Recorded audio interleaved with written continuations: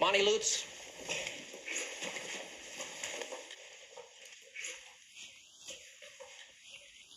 Thank you. Have you been sworn as a witness? Yes, I have. All right, fine. Thank you. Just have a seat.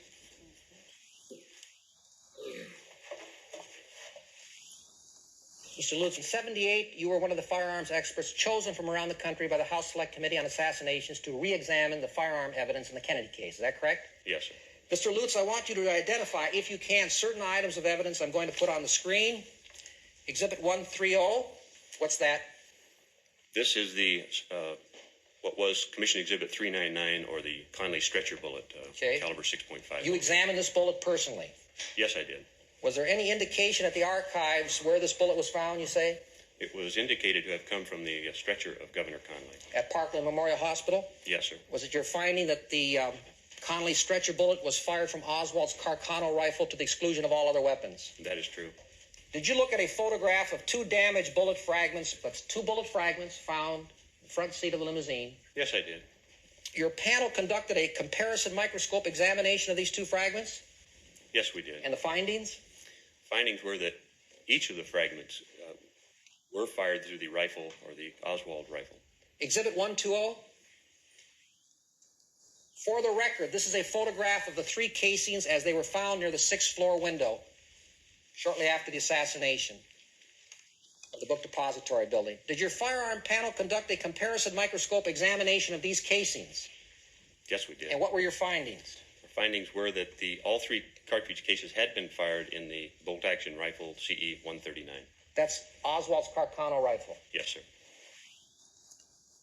Mr. Lutz, there has been evidence at this trial that the assassin fired 3 shots from the 6th floor window of the book depository building, 2 of which hit President Kennedy. There's been further evidence that the time interval between the first and third shots was 8.2 seconds.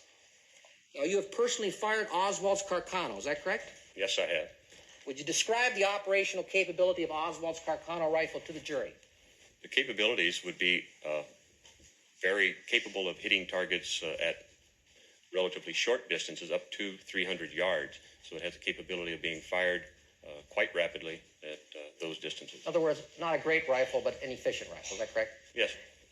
Do you feel only an expert marksman could aim and fire 3 shots from Oswald's Carcano in 8.2 seconds? No, I do not. Would it be very easy?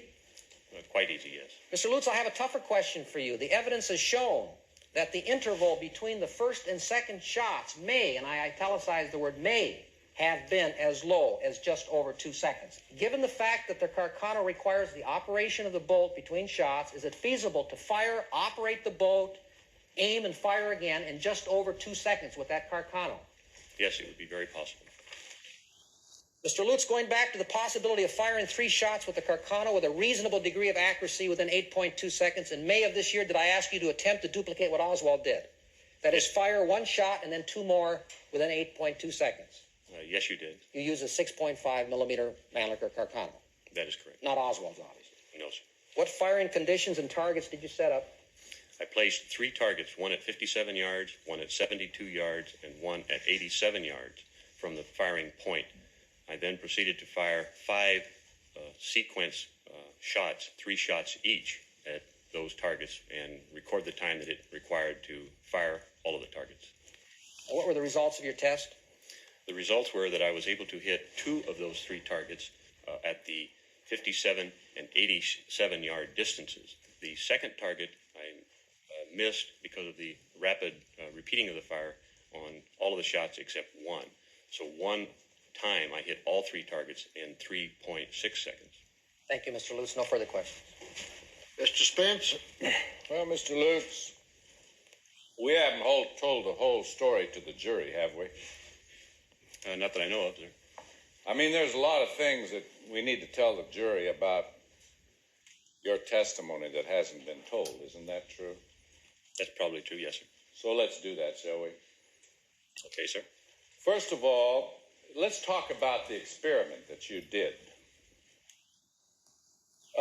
Would it be true that in the history of the whole world, to your knowledge, nobody has ever duplicated what Lee Harvey Oswald was supposed to have done with that supposed rifle?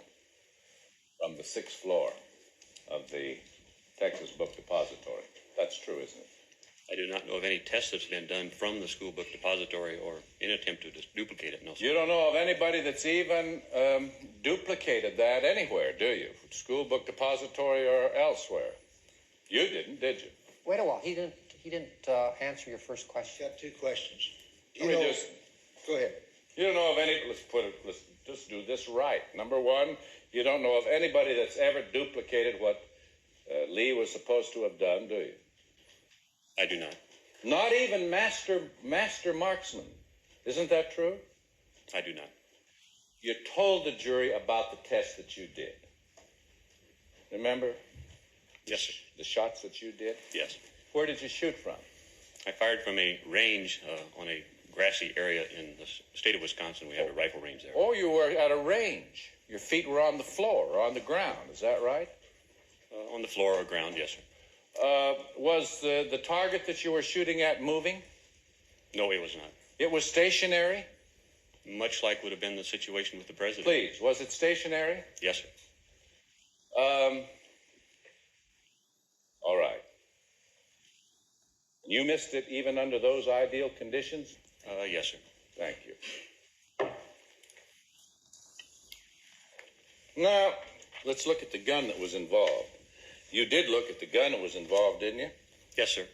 And wasn't it the panel's conclusion that the scope was so poor on this rifle that it was better that you could shoot better if you shot without the scope and shot the iron sights? It was my opinion more that the iron sights would have been a better technique to use as opposed to the scope.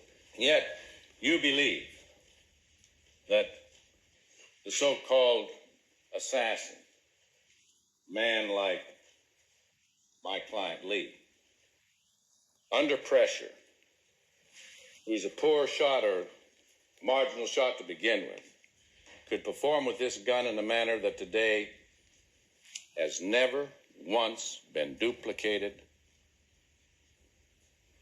by a single marksman, not even the best. Is that correct? Not exactly correct, no, sir. All right. Mr. Lutz, you've been of great help to us, and appreciate it very much that you've come to be with us. I have no further questions. Thank you. Mr. Lutz.